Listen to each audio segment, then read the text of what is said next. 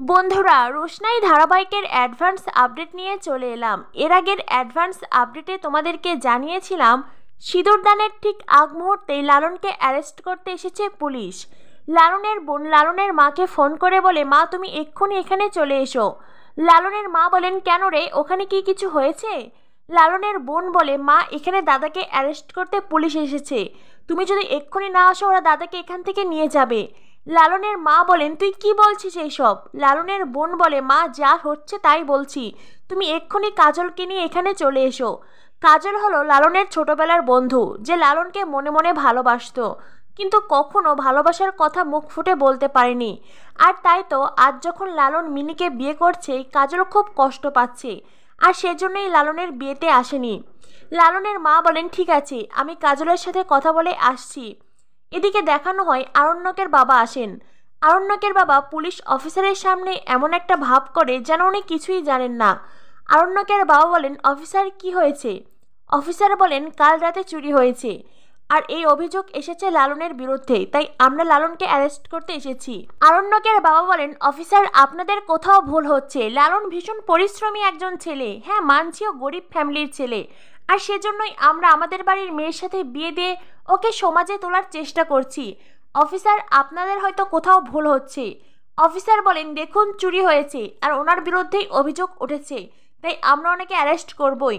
আরণ্যকের বাবা তখন চুপ করে থাকেন, কারণ তার নাটক করা শেষ। আরণ্যকের বাবা চুপ করতেই এইবার সুরঙ্গমা তার আলগা ফুটানি দেখাতে শুরু করে। সুরঙ্গমা বলে, ছি ছি ছি, এমন একটা চোরের সাথে আপনারা আপনাদের বাড়ির মেয়ের বিয়ে ঠিক করেছিলেন? গরিমা, আমি তোমাকে আর এই বাড়িতে রাখবই না, এদের তো কোনো ক্লাসই নেই, এদের তো পুলিশ এখন হিসের গায়ে টানতে টানতে ধরে নিয়ে যাবে। গরিমা তুমি আমার সাথে এক্ষুনি চলো। গরিমা লালনকে বলে, লালন তুমি যদি চুরি করে থাকো তো পুলিশ অফিসারের সামনে সবটাই স্বীকার করে নাও। লালন বলে, আমি এইসব চুরি কেন করব, আর আমি চুরি করার কথা ভাবতেও পারি না, আমি কোনো চুরি করিনি। রোশনাই তখন সামনে এগিয়ে আসে। রোশনাই বলে, কিন্তু অফিসার একটা কথা বলুন, যে ছেলে নিজে পরিশ্রম করে নিজে রোজগার করে সে চুরি কেন করবে? অফিসার বলেন, আপনি কে? রোশনাই বলে, আমার পরিচয় জানার দরকার নেই, আপনি শুধু আমার প্রশ্নের উত্তর দিন। অফিসার বলেন, আপনি যখন নিজের পরিচয় দিতেই চাইছেন না, তো আপনার প্রশ্নের উত্তর দেওয়ারও আমাদের কোনো প্রয়োজন নেই। আমাদের কাছে অ্যারেস্ট ওয়ারেন্ট আছে, তাই আমরা আজ লালনকে এখান থেকে অ্যারেস্ট করে নিয়ে যাব। আরণ্যক বলে, অফিসার লালন এরকম ছেলে নয়, ও ভীষণ ভালো ছেলে। অফিসার বলেন, ক্রিমিনাল হয়ে কেউই জন্ম নেয় না, সবাই ভালো হয়েই জন্ম নেয়। আর তাছাড়াও এই ছেলের প্রতি যদি আপনাদের এতটাই ভরসা এতটাই বিশ্বাস থাকে, তাহলে আসুন কোর্টে আসুন, কোর্টে এসে এই ছেলেকে নির্দোষ প্রমাণ করে ছাড়িয়ে আনুন। কিন্তু এখন তো এই ছেলেকে আমাদের সাথে যেতেই হবে। এমন একটা পরিস্থিতি দেখে মিনি খুব কান্নাকাটি করে। লালন আরণ্যকের বাবার দিকে তাকায়। লালন আরণ্যকের বাবার দিকে তাকিয়ে বলে, আমি জানি আমার বিরুদ্ধে এই নোংরা ষড়যন্ত্র কে করেছে, আপনি, তাই না? আরণ্যকের বাবা তো ভীষণ অবাক হয়ে যায়। লালন বলে, আপনি কেন আমার বিরুদ্ধে এমন একটা নোংরা ঘৃণিত অভিযোগ আনলেন, কেন? আরে আমি গরিব হতে পারি, কিন্তু আমি কোনো চোর বাটপার নই, আমি সততার সাথে রোজগার করে খাই। আরণ্যকের বাবা বলেন, তুমি আমাকে এই সব কথা কেন বলছো? আমি তো এই বিয়েতে খুশি ছিলাম।